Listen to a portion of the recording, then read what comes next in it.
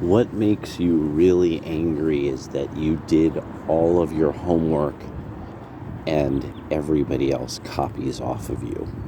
Stefan Molyneux when he was talking to a bunch of libertarians. So at this stage, one of the most important things, really, again, how I keep making these videos, saying to Democrats, you could win. This is how we will beat you. You could win. You could win. But I don't think you really want to. I think there's something about you that you really want to be destroyed. It's a Buddhist idea that it's this kind of desire for self-destruction.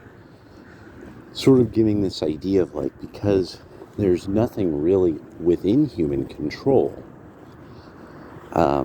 destroying oneself is one of the only things that is really within one's control. And then in a sense, it kind of provides this idea.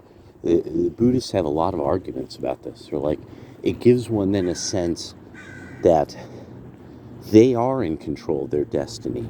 Their destiny was to be destroyed. The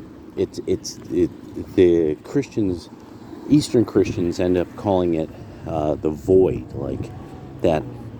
Instead of magnanimity and having a higher, moving upward, becoming more having more sublimated and higher goal, that instead you fall into the void, which is the carnal anger, greed, lust, the carnal end of humanity. So that magnanimity is given up on. So it's one no longer really believes or has faith that there is something that man was supposed to be better in some way. The modernists have had to throw out magnanimity quite recently. You will never rise up from this. You see, the George Floyd, Breonna Taylor thing, for those of us who we knew enough about occultism to be like, well, I could see this is kind of like this. Finally, we've become very much like, oh my gosh, there is a lot more going on than we really understand. This fire and blood cult chanting the name of a dead villain, and then dedicating violence to these dead villains and such.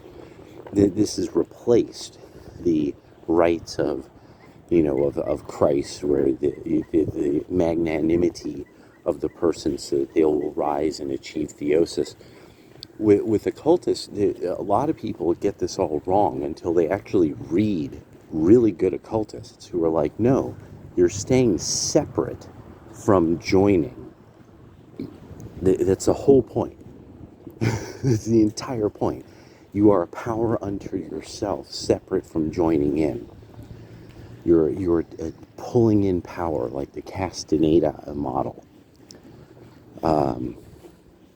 Yeah, okay, I'm going to pause for a moment and get back on this in a minute.